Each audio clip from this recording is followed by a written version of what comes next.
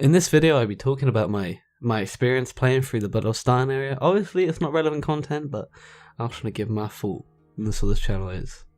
Obviously, the story of this zone was created way back when the game was older, so obviously they didn't really have the technology or the means to tell the story in such a way. But obviously, if you take the time to read through the quest log on each individual quest, it does start to fill in bits of the puzzle that maybe someone who didn't do that wouldn't know. But I would say, if a game needs you to read all of the text just to fill a player in about the story, is it really that good of a story? Is that a good is that any good of storytelling in the game? I would disagree. There's a storytelling technique that's thrown around in the gaming world, and sometimes it's in games such as, Minecraft and all these other games where you make the story as you go along. There's no set in stone story, it's just the player goes through the game and they have their own experiences. This is most commonly found in online games. So basically the gist of the story in the Blood of Stein area, I keep forgetting what it's actually called. Eversong Woods, yes, of course I knew that. Why did he want to start a video about the Blood of Stein area and not know what he's actually talking about? Oh shit. Anyway, as an old zone, I believe it has poorly made quests. I'm pretty sure this quest zone has not been touched since Burning Crusade, so it's gonna be a kind of like a time capsule of when WoW's storytelling and quest methods were, and back then how they were, because quite frankly, they're not good. Some of the quests, one in particular, took me close to 1 hour. It felt like an hour. Probably actually wasn't that long, but it felt like it did, because I was doing the quest and the drop rate of the 2 items, and so basically I put the print screen of the quests on screen right now.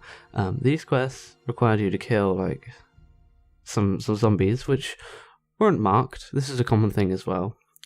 When you hover the cursor over the enemy you're supposed to kill to get the loot from, it doesn't actually say, like in modern quests, what you're supposed to collect.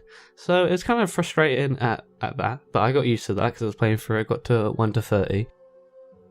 This quest took me probably about an hour, and I've played on this character for a total time of about 8 to 9 hours playtime.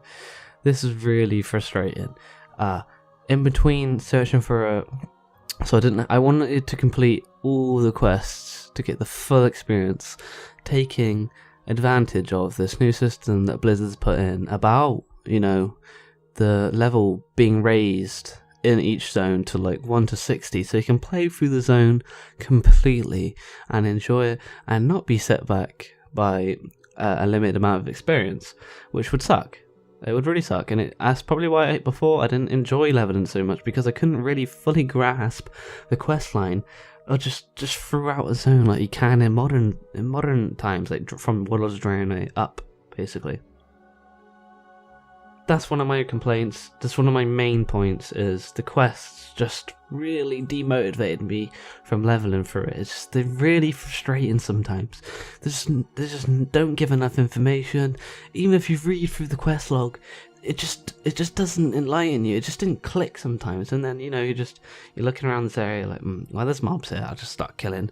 And then after 10 minutes, it drops one bit of 1/10 of whatever, some fucking zombie eyeballs, and now you need to, I think it's called like skeleton dust or something like that, and I need to collect for this really long quest I got stuck on. A lot of the quests are similar, but I just started getting used to the formula of each quest, where you have to go find a mob, and these mobs they're not noted unless you read through the quest log, and it probably say something about the name. It probably mention like, oh, they're zombies, these, what they call Dead Scar, they're just everywhere, blah, blah, blah. Or maybe it's a lot easier when they mention Night Elves, or their actual title, because the title of their inventory, because it's just easier to just identify what actually they want me to kill. So the positives of the Blood of Stein area is it has a charming environmental style. The landscape and the architecture is very unique compared to other zones. It's very interesting. Voice break, by the way. Very, very interesting. architecture. I love it. It's just unique, and compared to most of the other other races of the Horde's architecture, it's just a breath of fresh air. I'm talking as if it's a new race, but it's really not. It's just go and explore the old. When you get bored of modern content and you're just like, what should I do? Just taking the time to appreciate some of the older content. It's quite hard to do nowadays. Not many people do it. I see a lot of YouTubers because they're like, I need to make content, like Hills vs Babyface, and he's just like, I'm gonna go explore some older zones and find some glitches and show you some unique things you've probably never seen before, and it's really interesting. I love those types of videos. I went on a bit of a tangent there. Anyway, the quest design is very old-fashioned, as I pretty much dragged on about this entire video.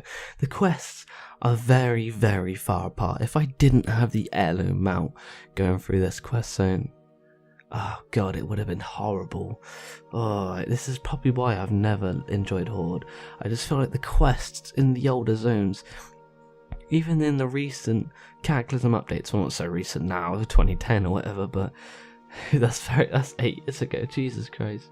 Anyway, it's just so the quest givers are so far apart from where they set the quest objectives.